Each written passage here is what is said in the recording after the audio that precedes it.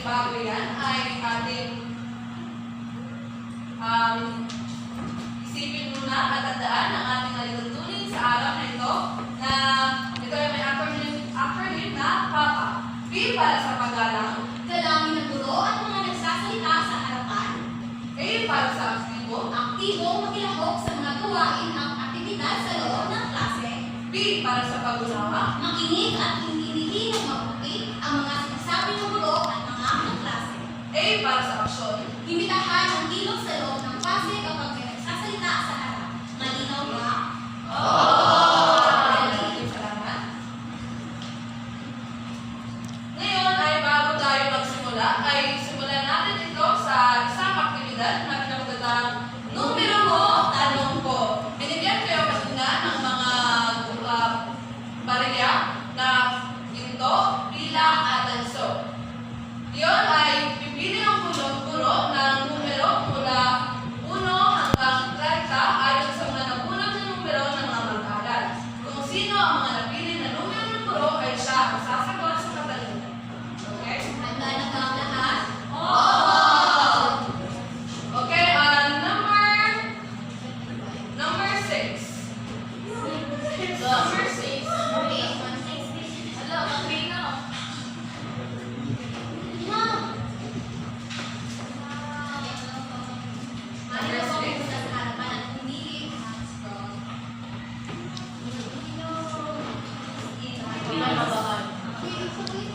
Nasa iyong kapalaran.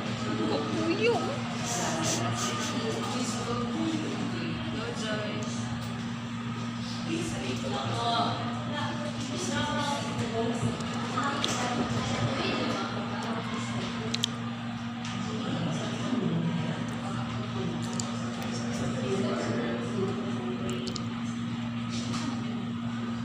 Okay, para sa unang katanungan, naaalala mo ba ang ating naging talakayan noong nakaraan? Ito ay magtungkol sa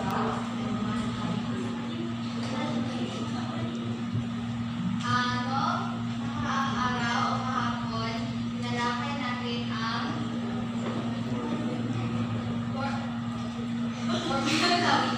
okay, maraming salamat. Pinipili, maaari ka magtulo. Okay, para naman sa pangalawang katanungan ay tinatawag namin ang numerong 10. 10. The lucky winner. Maaari ka bang pumunta sa harapan?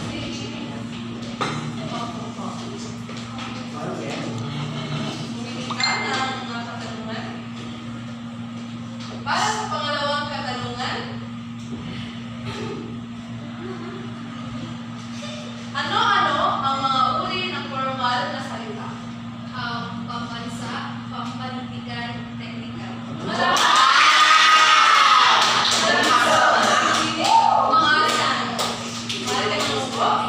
Para sa pangalawang katanungan ay tinatawag namin ang numerong 7.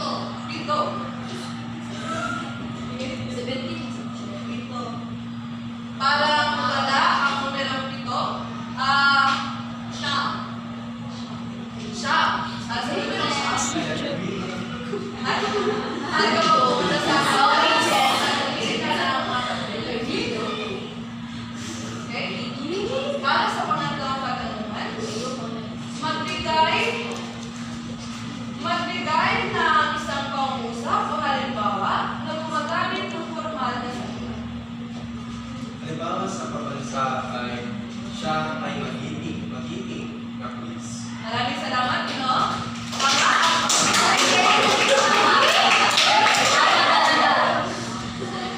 Ngayon ay may bago tayong aktibidad na gagawin. Okay, so babanggitin niyo ang inyong mga sarili base sa kung anong kulay ng barya ang mayroon kayo. Dito ang ginto. Bilang at tanso. Okay, dito ang ginto. Bilang. Bilang.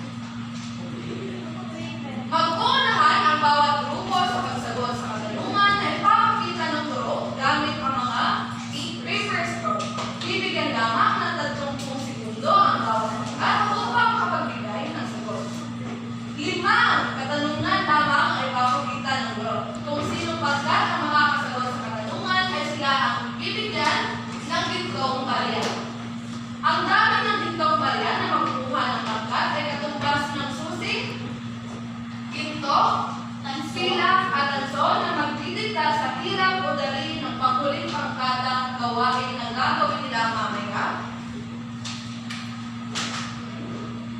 Ang makakakuha ng gintong susi ay kailangan mayroong 3 gintong barya. Ang makakakuha ng bilang na susi ay kailangan may 2 gintong barya. Ang tansong susi naman ay mapapasa kamay ng walang makukuhang barya. Ang mga susi na makukuha nila ay gagamitin nila sa treasure box na nasa inyong mga likuran. Handa na ba ang lahat? Handa na ba?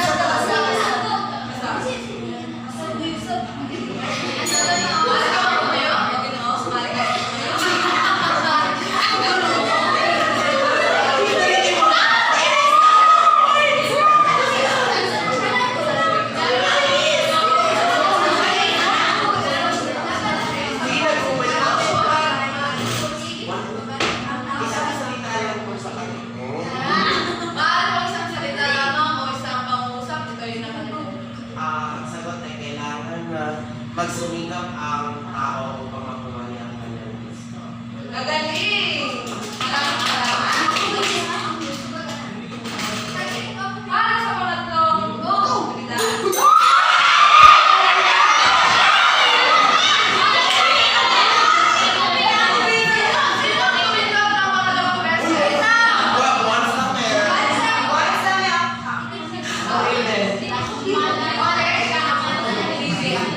Sabihin mo lang kagad, anong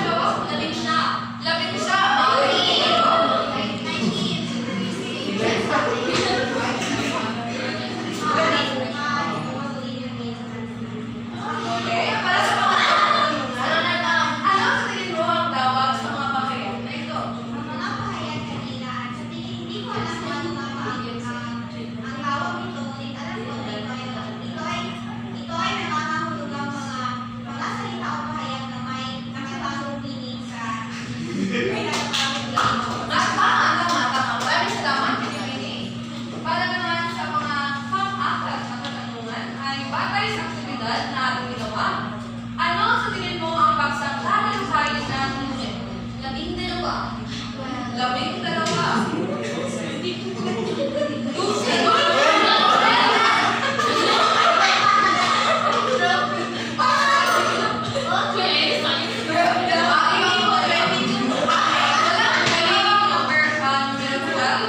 Labing dalawa. Essential po at kami ay nahihibang sa Numero labing dalawa. Pilipili, maaari ka bang numero? Okay, ulitin natin ang ating pag-apat na naman. Batay sa aktibidad na ating ginawa, ano sa tingin mo ang kasama na talakayin natin? Naniniwala ako na ang kaya natin ay patatalinhamin sa dito. Maraming salamat. Kaya na umupo. Maraming salamat. Ngayon ay ano sa tingin nyo? Sino ang pwede sumagot kung ano ang tatalakayin natin paksa sa araw ngayon?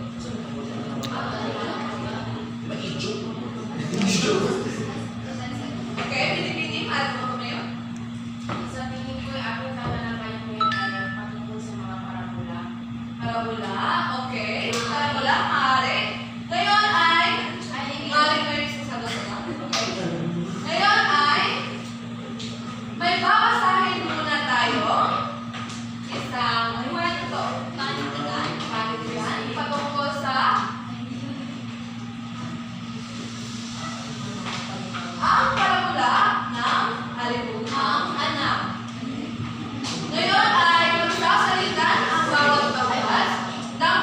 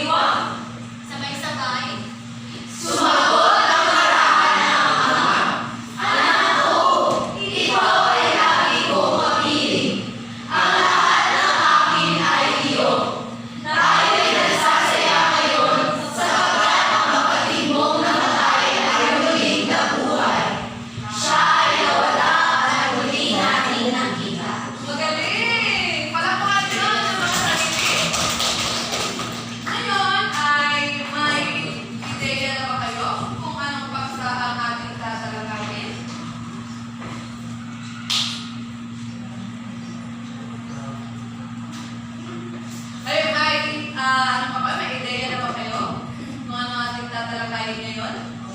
Sino ang aalis sumagot? Numero 1. Oy, uno man siya. Ano ang tingin mo ang ating binasa? Ayon sa aking observasyon, ang ating paksa na ating tatalakayin ngayon ay tungkol sa isang karamihan. Maaari. Okay, maraming salamat. Numero 8. Numero 8, maaari ka bang tumuyo? Pinipili para sa unang katanungan. Ano ang napansin ninyo sa ating binasa aklat? Ang napansin ko sa ating pinasakta ay itong pagkatalikada. Magaling! Para naman sa pangalawang katanungan, ano sa tingin mo ang mga gampani ng kayamanan sa buhay ng isang individual?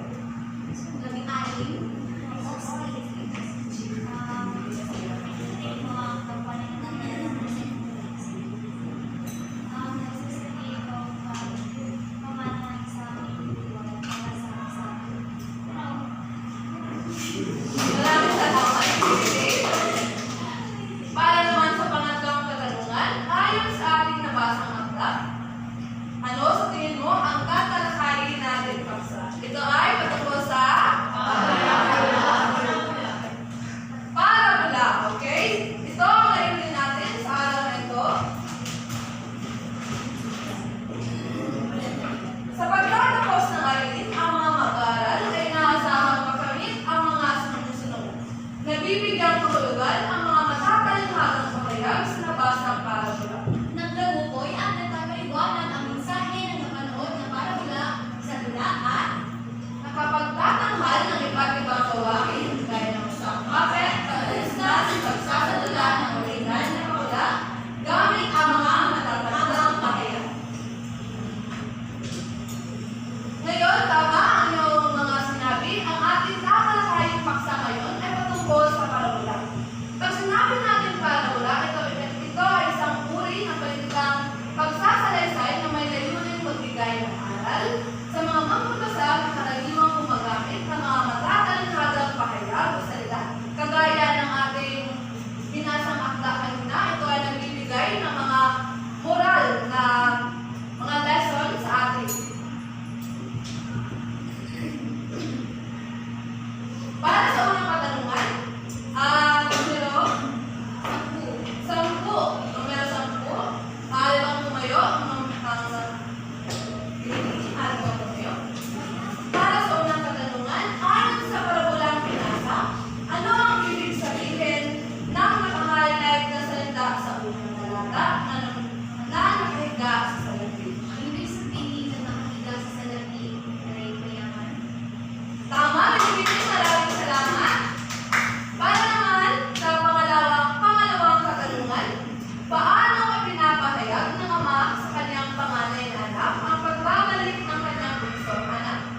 Numero 10. natawag na po ang Labing dalawa.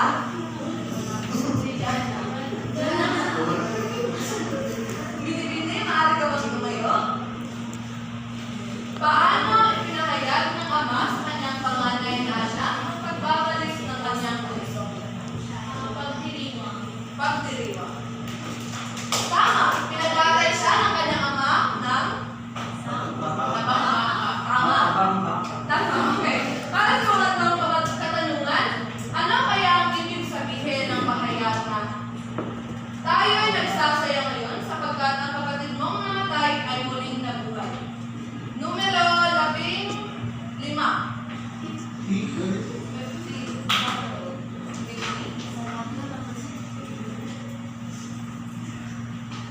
Para sa akin, ibig sabihin ng mahirap na tayo ay saya ngayon sapagkat ang kapatid ko na namatay ay pinapagpapit na kanyang ama na ang kanyang anak na Israel pera ay nag-uwala at Maraming salamat. Magaling. Para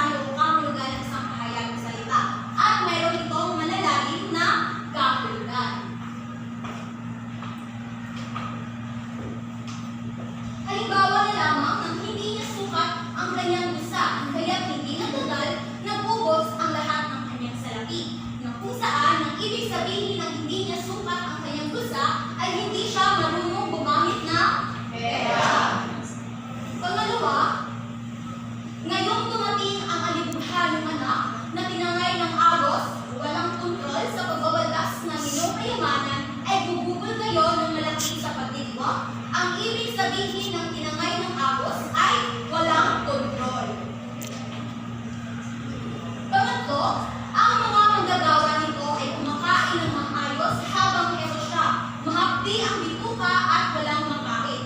Ang ibig sabihin ng mahapdi ang bituka ay pang-apat, tayo'y nagsasaya ngayon sapagkat ang kapatid mong namatay ay muling nabuhay. Ang ibig sabihin nito ay nagsasaya sila sapagkat ang kanyang punsong anak na nagbago na dahil sa mga pinagdaanang hirap nito. Upang masukat ang iyong kaalaman, ay magkakaroon tayo ng mga aktibidad. Narito ang ating panito sa parehong pangkat. Bubuksan nila ang mga treasure box gamit ang mga susi na ibinigay sa ito sa gitna. Sa bawat treasure box, mayroong nakapaloob ng aktibidad na gagawin ng bawat pangkat. Tandaan, bibigyan lamang kayo ng 5 minuto sa paghahanda at 3 minuto sa pag-represent after. Para sa mga nakukuha ng gintong susi,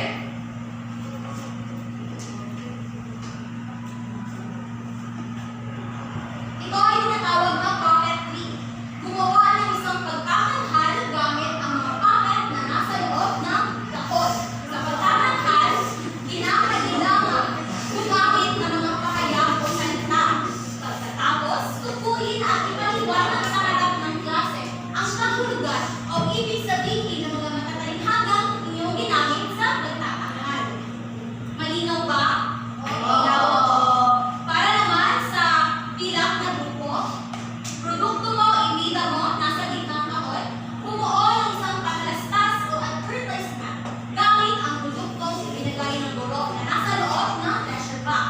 Kinakailangan gumamit kayo ng mga matatalinghagang pahayag o salita sa gagawing pakalastas at ipagpaliwanag nyo ang mga salita o pahayag na ginamit ninyo sa harap ng klase. At panghuli naman para sa tansong grupo, ito ay pinamagatang artista ang idol mo. Base sa paragulang Ang Bukhang Anak, kayo ay pipili ng pinakanagustuhang eksena mula sa paragula na kung saan pumukaw sa inyong damdamin at isarila ito.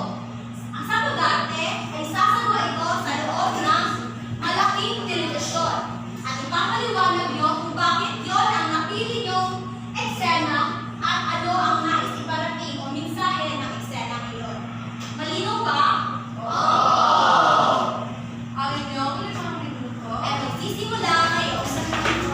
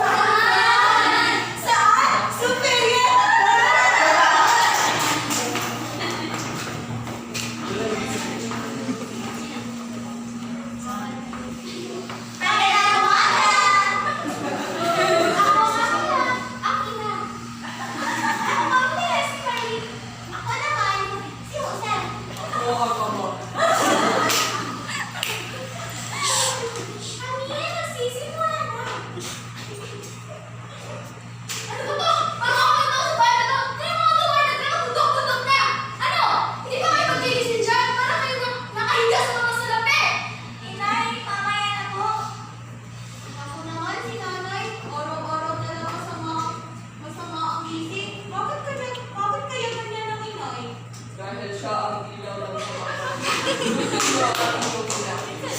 na. Oo, itay. Simulan mo na maglilinis para hindi ko maging bunto. At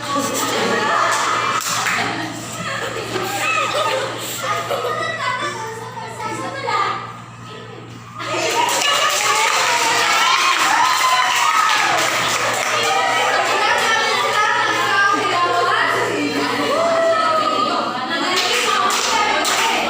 Lagyan natin sila ng isang sayawan. Okay. 1, 2, 3, go. Okay.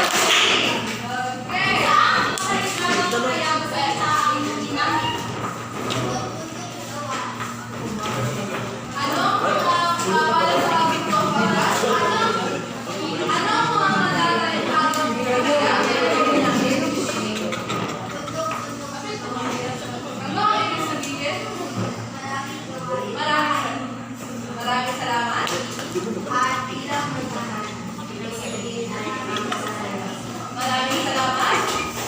May iba pa bang kasagutan? Ang ibig sabihin ay, Maraming salamat. ngayon natin ating pakinggan ang bilang kapangka.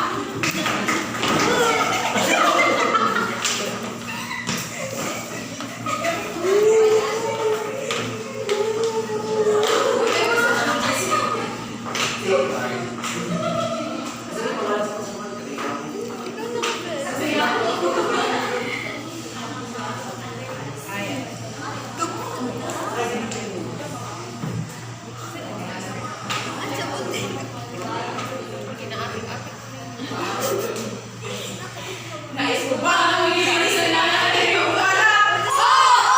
Nais mo ba ang magiging porselana ngayong balat? Oo! Nais mo ba? Nais mo ba? Nais mo ba? Nais mo ba? Nais mo ba ang magiging porselana ngayong balat? Oo!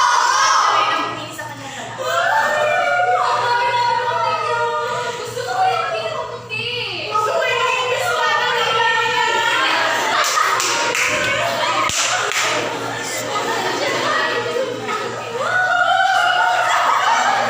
May narinig ako.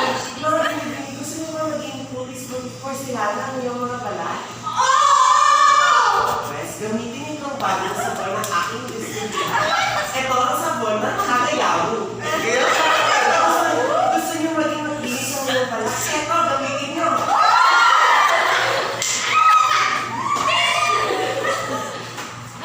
Ito gamitin sa pang-araw-araw para maging maglinis ang iyong balat.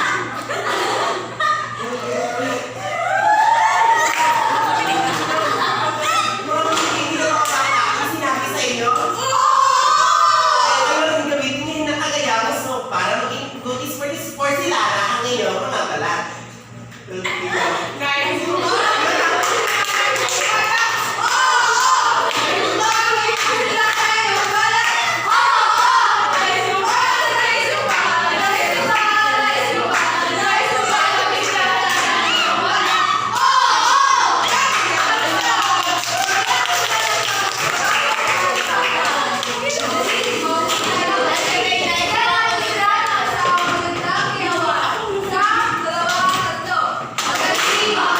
Nais ko bang tanungin ang bilang kapangka kung ano ang madalihagang pakayang salitaan ng gamit? Ang magagaling natin sa sarili na ginamit ng aming pangkat ay duties porcelana na nangangahulugang makinis mo. Magaling. Ngayon natin ating Akin tukayan ang presentasyon ng pangatlong banda.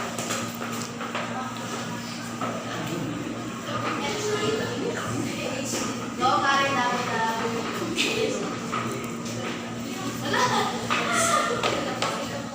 My gosh, Cherry, I love you, Cherry, so much.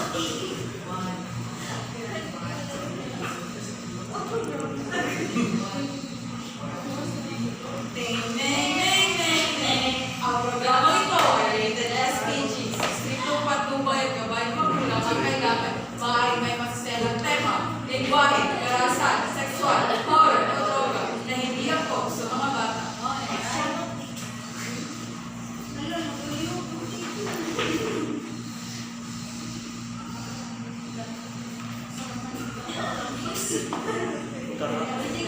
Maaari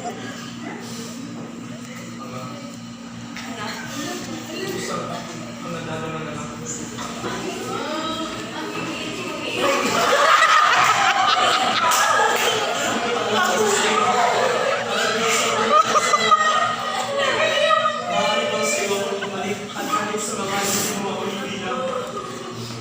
Ang anak ko nawala. Ang anak ko nawala. Bumalik na. Ang dami na ako mamatay ay muli na buhay. Ipagdaos natin na kayo pagbabalik.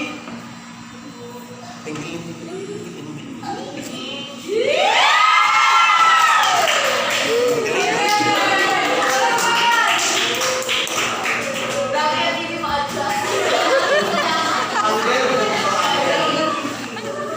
Ngunit bago ang lahat, bakit niyo pinili ang eksenang iyon?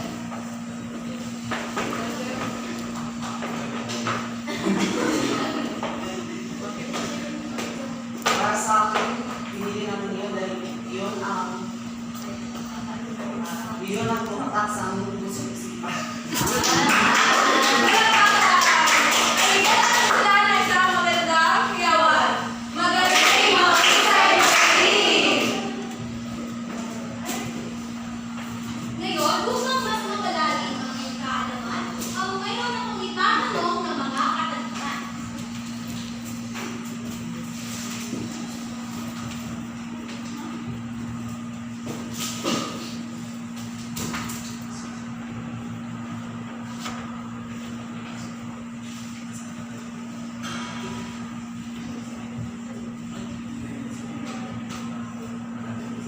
Unang katanungan para sa 12.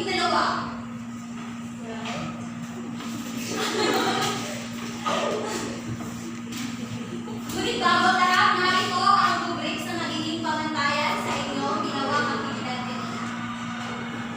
At mayroong ibibigay si Binibini mga rubrics para sa sarili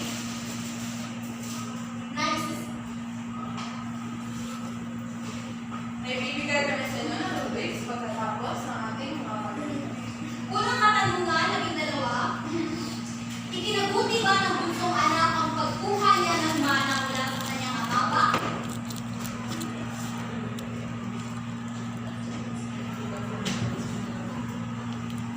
Hindi po.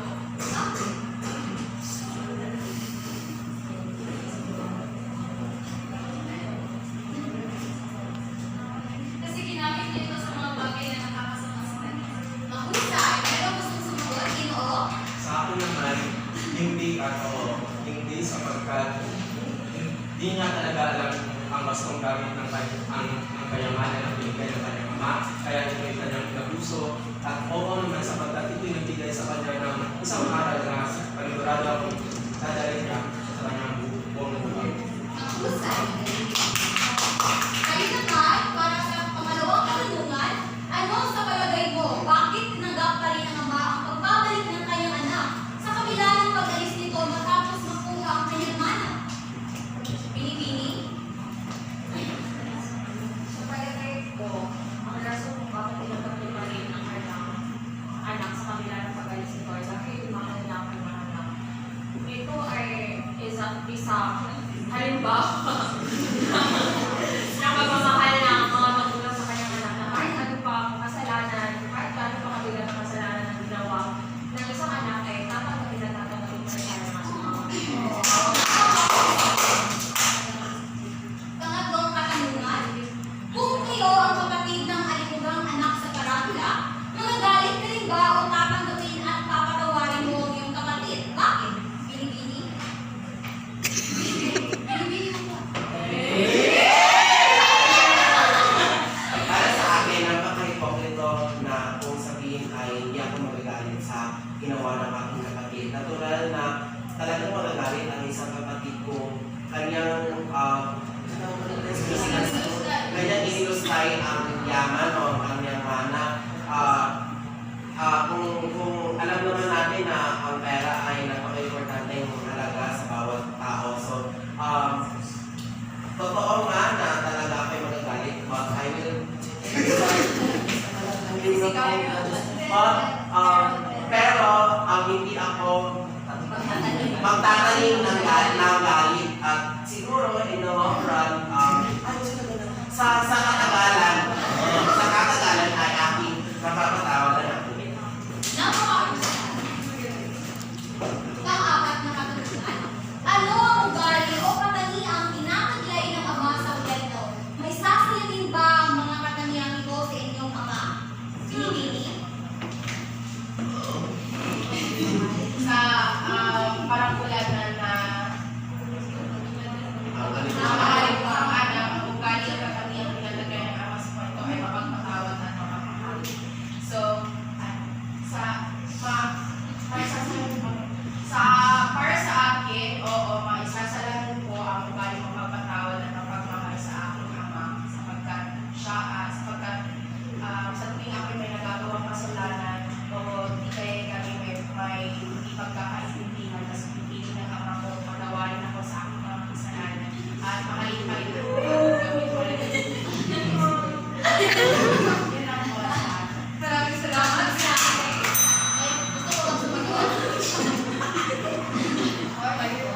Panglimang katanungan. Para sa iyo, ano ang mensaheng nais iparating ng parabola? Ginoo. Ang kayamanan ay binibigay sa isang taong hindi marunong gumamit ng ay hindi may tutuloy na isang kayamanan, ngunit isang sumpa. At kahit kailanman, hindi may matutumbasan ang pagmamahal ng ating ama. Ang galing ko sa akin. May gusto ba bang sumagot? Pinipili? Para sa akin, ang parabulang iyon ay patungkol sa mensahe ni Jesus na para sa atin na kaya niyang kalikutan ang naintindihan na tao para hanapin ang nag-iisang mawawala para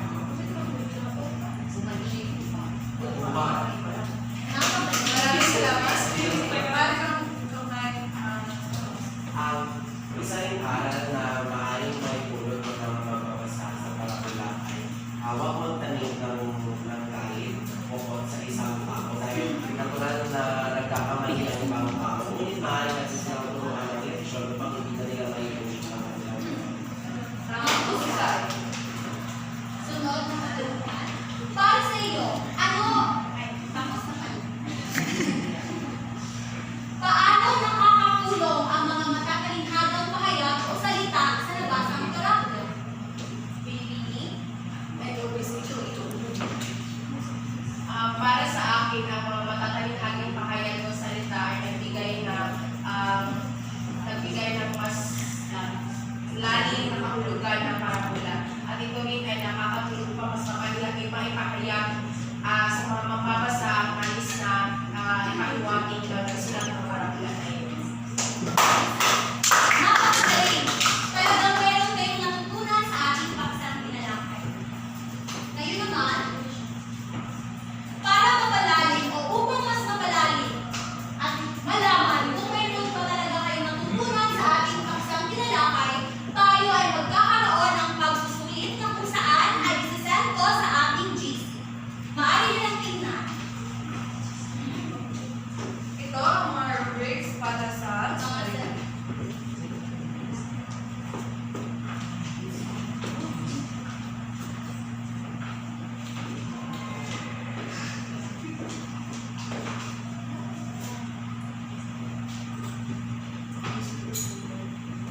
tapos na ba? Pagsagot?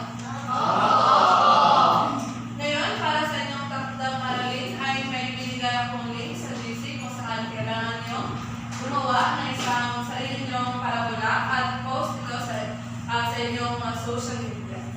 Yun lamang para sa ating talakayan sa araw na ito.